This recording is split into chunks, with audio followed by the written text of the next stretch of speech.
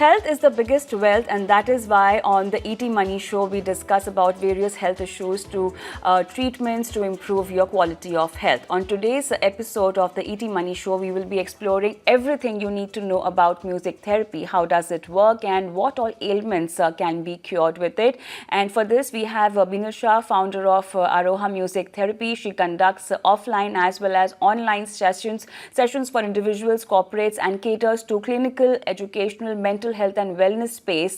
Good evening, Binal, and welcome to the ET Money Show. It's very exciting and something very new that I've really heard and come across. We have heard about a lot of things like Reiki healing, pranic healing. We've never come across something like music therapy, music for treating terminally ill people. Now, that's something new.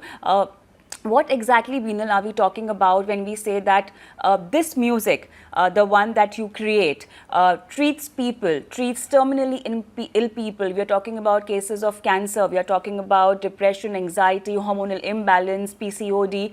How can this music actually heal? What is it all about? Sure. Namaskar. First of all, thank you for having me. Going to your question, music as a therapy has been part of Indian tradition since thousands of years. It's only now that it has come back to us, packaged in a very systematic, scientific and evidence-based alternate therapy. Music and its elements are proven to have benefits on our mind as well as body.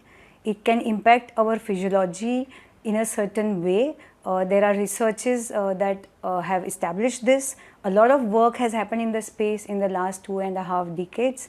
And as you rightly mentioned, all the ailments that you mentioned, right from cancer care to patients with kidney disorders to chronic diseases, music has been found to be very useful.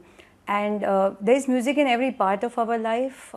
It's only fair to say that what is within us and outside us, when it comes in sync, it can be therapeutic, and that's exactly what music does to us, and hence it has been established as a alternative therapy in the holistic space. Interesting. But I also want to know, what kind of diseases are we talking about over here? What kind of illnesses are we talking about that can be cured by this music therapy? Sure. So, like I mentioned, music has been used vastly over the last 25 odd years. It can actually cater to a whole lot of psychological disorders, neurological disorders, as well as physiological diseases. To name a few in which a lot of work has happened, we can say the Alzheimer's syndrome, the space of dementia or Parkinson's in senior adults. In children with on the autism spectrum or with learning disabilities, a lot of work has happened in that space, and there is evidence that shows us amazing improvement that the patients have shown.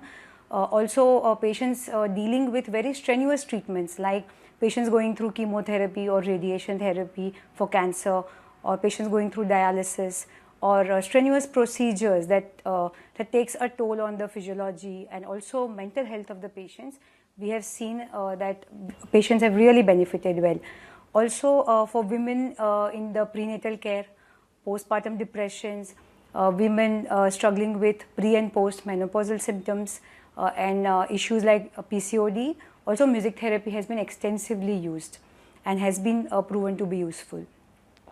Let's talk about the treatment. So, if music is the only healing thing, is it a part of the entire treatment, or does it really enhances the impact of medicines or the treatment one is actually going through?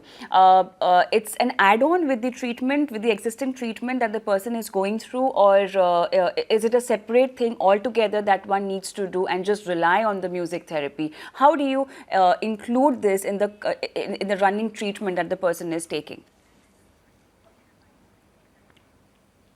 I'm very glad you asked this question. So, because we call it an alternative therapy, it means that it cannot cure a disease or an ailment. Okay. However, it can be a very strong supportive tool in handling and managing the symptoms of the diseases the side effects of the treatments and the procedures that the patient or the client may be going through. So for example, patients who are going through chemotherapy have severe nausea, or patients who are in post neurotrauma care have to take sleeping pills to be able to sleep well. So to handle such symptoms, music therapy can come very handy.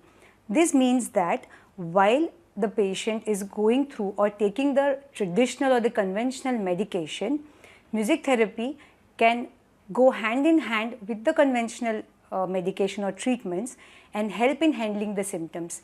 So it is not something that can replace your traditional medicine, but something that can be very helpful and support in ways where medicine is not able to.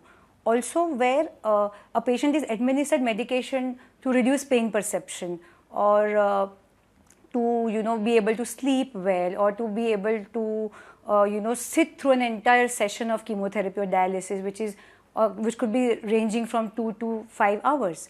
So during those procedures are going on, patient can be administered music therapy to give procedural support, to help them sustain the treatment, and apart from that, to keep them motivated to continue the treatment, handle themselves in terms of even mental health, and overall holistically helps the patient in feeling good, staying motivated, staying inspired to live, especially in the palliative care patients, where it is end of life management, where music therapy plays a very, very crucial role, where we are not able to help the patient in terms of curing them any further with medication, and our objective is always to just improve the quality of the life that is left with them.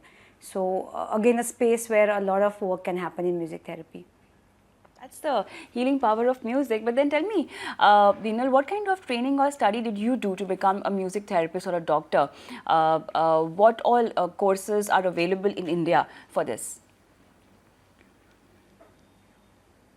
Sure. So first of all, I'm not a doctor, I'm a therapist.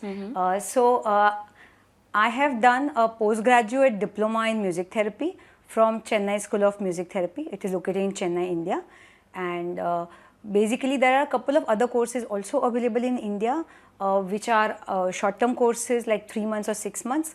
But the course that I have gone through has a strenuous medical as well as psychological study modules as a part of it. And I had a 6 months internship at CanCare Foundation in a cancer institute in Chennai, which ensures that before one goes out into the world, there is a hands-on experience given in using the music therapy techniques with patients there. There are some higher end courses like PhD programs also now available in India, and I would just say that the scene is improving, and more courses, more and more institutes should introduce this, so that we can have a larger music therapy fraternity. Binal, just help me understand. Now, for example, if someone has gotten cured of an illness, how do we know that the music therapy is a part of it? How has been the success rate among those people who have taken music therapy along with the treatment that they've been taken for a particular illness? Sure. So to answer the first part of your question, a patient will be aware of music therapy only when the clinicians they are consulting with or the hospital they are getting treated at are offering music therapy as an alternative therapy. Because like I said, like you mentioned in the introduction, we are working in the clinical space where hospitals or the primary medical professional, like in case of cancer, the oncologist or the nephrologist, in case of kidney diseases, has to believe that music therapy can be helpful to my patient and hence refer the patient to us. So in a clinical setup, the primary medical professionals have to refer us. In the educational and wellness space, I would say there is already a lot of awareness, and we get referrals from all those areas as well. Going to the second part of your question, it is difficult to give specific statistics in terms of how successful music therapy is or how effective it is.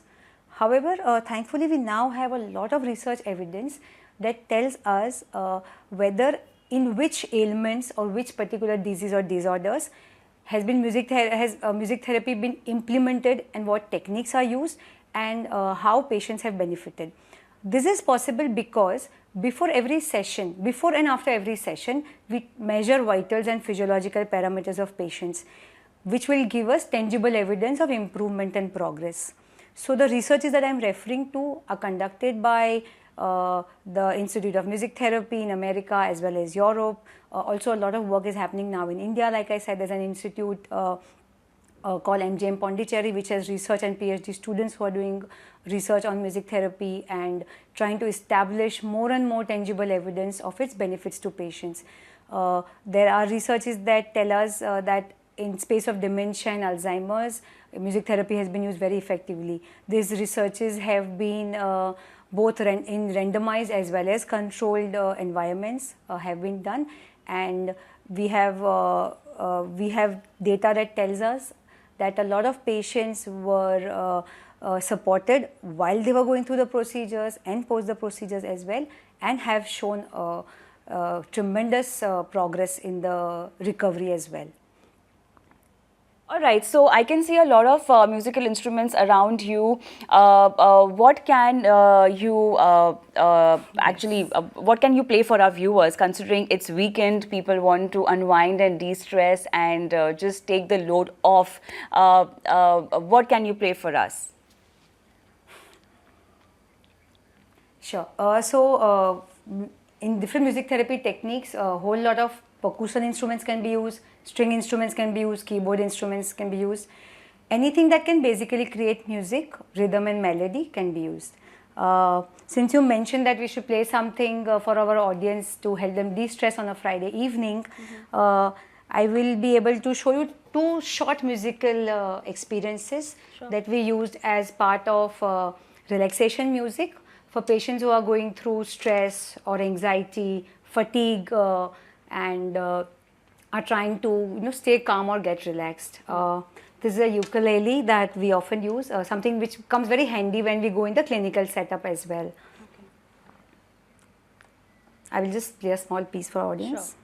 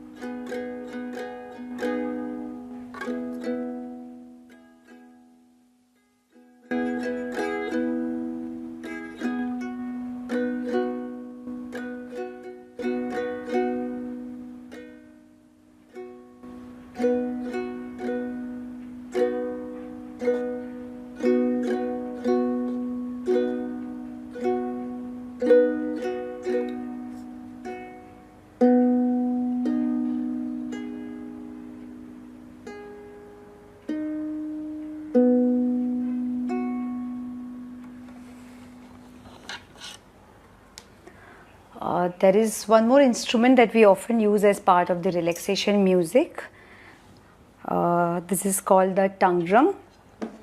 I am going to play Rag Bhopali on this. Rag Bhopali is essentially a rag that helps us calm down our nervous system. Right. It is often used again with patients who are dealing with stress, anxiety, any form of fear, or trying to cope from some loss.